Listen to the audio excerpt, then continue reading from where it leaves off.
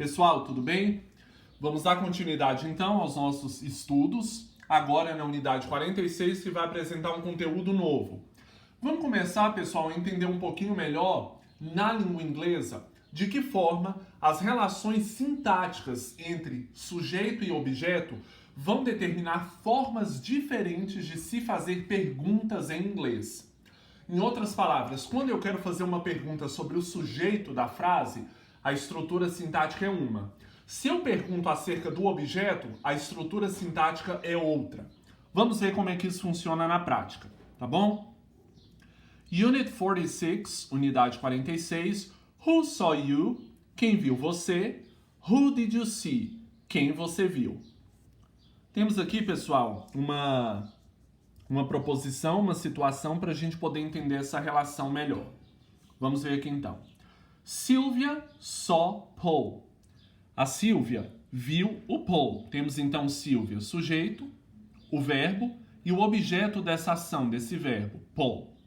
Temos aqui duas perguntas determinadas sobre se quero perguntar sobre o sujeito ou sobre o objeto. Vamos ver. Who saw Paul? Quem viu o Paul? Nessa pergunta, pessoal, nós temos o pronome interrogativo who, quem, o verbo e o objeto da frase já está aqui. Viu o Paul. Logo, o que está faltando? O sujeito. É sobre o sujeito, é sobre quem praticou a ação de ver o Paul que eu pergunto. A gente sabe que foi a Sylvia. Sylvia saw him. Sylvia o viu. Perceba que a ordem da pergunta aqui, pessoal, está praticamente uma afirmação em tom de pergunta. A gente tem um sujeito que ainda não se sabe qual é, a pergunta quer saber, procura saber quem é, temos o verbo e temos o objeto. Quando a pergunta é feita sobre o sujeito, ou seja, quando eu quero alguma informação sobre o sujeito, sobre quem praticou a ação, a pergunta vem dessa forma, sem necessidade de auxiliar. O verbo já vem conjugado no tempo verbal em questão. É uma espécie de pergunta mais simples, digamos assim. Nesse segundo exemplo, nós temos o seguinte. Who did Sylvia see? Quem a Sylvia viu? Nesse caso, pessoal, nós temos aqui o did, me mostrando que é uma pergunta no passado. E como se trata de pergunta com auxiliar, o verbo vem na forma básica, como nós já sabemos. Temos o sujeito da frase aqui. Eu sei quem é o sujeito. Sylvia viu. Logo, quem ela viu? Estão vendo só? A pergunta agora não é mais sobre quem pratica, mas sobre quem é alvo da ação. Esse quem sobre o qual eu faço a pergunta agora não é mais o sujeito, e sim um objeto. Nesse caso, gente, quando eu quero saber sobre o objeto da ação, a pergunta vem da forma clássica, como a gente já conhece, com a presença do auxiliar, o sujeito e o verbo principal na forma adequada como ele deve vir. Nesse caso, como eu tenho passado, o verbo na forma básica. Quem a Sylvia viu? Paul. Ela viu o Paul. Tá certo? Bom, então isso tem que ficar muito claro. Se eu pergunto sobre o sujeito, a frase vem dessa maneira direta, digamos assim, com verbo conjugado sem necessidade de auxiliar. Quando eu pergunto sobre o objeto, a frase vem da forma clássica, com o devido auxiliar e o verbo da forma como tem que se apresentar. Nesse caso, como temos passado, verbo na forma básica. Vamos entender melhor essa relação a partir dessa frase aqui. Vamos lá. Sylvia saw Paul. A Sylvia viu o Paul. Sylvia, nesse caso, é o sujeito. Subject.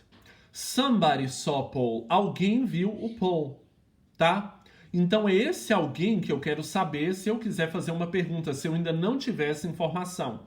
Quero saber quem é o sujeito, portanto, a pergunta vem dessa forma, com o verbo conjugado, ela vem de uma maneira direta. Quem viu o Paul? Voltando aqui agora para o exemplo, Sylvia saw Paul. Sylvia viu o Paul. Paul é o objeto.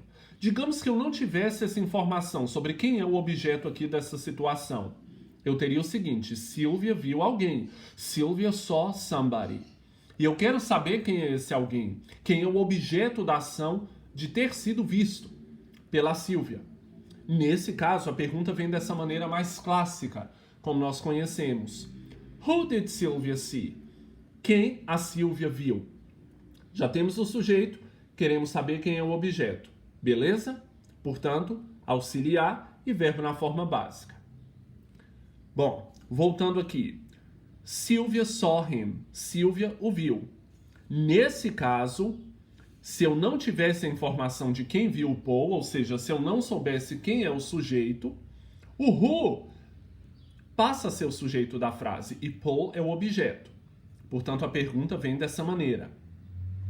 De outra forma, se eu não soubesse quem era o objeto, quem foi visto por Sylvia, o who vai ser o objeto e Sylvia o sujeito. Como a frase já tem sujeito, eu a estruturo, no caso da pergunta, da forma mais clássica, como nós conhecemos. Beleza? Então, recapitulando. Se eu quero saber quem é o sujeito, a pergunta vem dessa maneira, direta, com o verbo conjugado sem necessidade de auxiliar. Se eu quero saber quem é o objeto, se a pergunta já me mostra quem é o sujeito, a pergunta vem desse modo mais clássico, como nós já conhecemos. Isso é regra. Eu não posso confundir. Não me é permitido trocar uma forma ou outra de fazer pergunta. Para cada situação tem a pergunta, a estrutura de pergunta específica. Vamos ver exemplos aqui, pessoal. Situações em que o pronome da pergunta é o sujeito.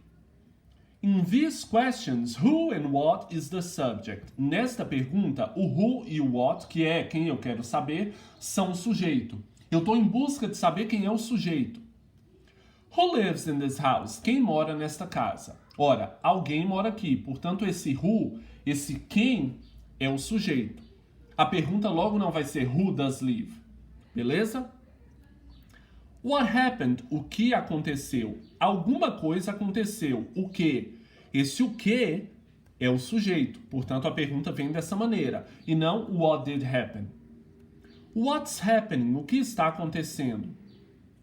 Who's got my car keys? Quem pegou as chaves do meu carro? Quem está com as chaves do meu carro? Beleza?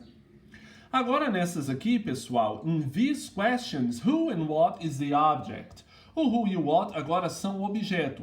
Eu já sei quem é o sujeito. Portanto, eu posso estruturar as perguntas da maneira clássica, tá? Com o sujeito, verbo, auxiliar, verbo na forma básica, se for o caso. Beleza? Vamos ver o que nós temos aqui.